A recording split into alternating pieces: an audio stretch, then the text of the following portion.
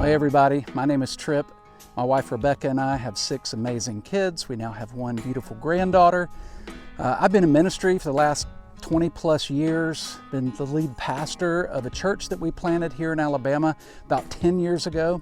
But I also just love being outside. I love to hunt, I love to fish, I love to build things, I love to design things. There are just a lot of things that I find that I'm really passionate about.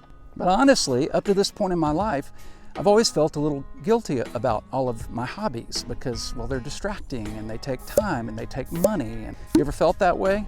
Well, a few months ago, I had this crazy idea that maybe it's actually okay to pursue those things, to pursue things that you really are passionate about, the things that you love to do, but to do them in such a way that they add value to other people, to the lives of other people, specifically my wife and my kids, but also to the people who are maybe within my circle of influence.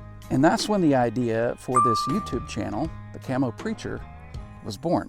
My goal here is to create practical, helpful, inspiring content that's like all things outdoors, hunting, fishing. But in order to begin creating a community of people, like a doors wide open community where people feel very comfortable, they feel safe, they feel like this is a place where I can actually ask honest, real, heartfelt questions about life and faith.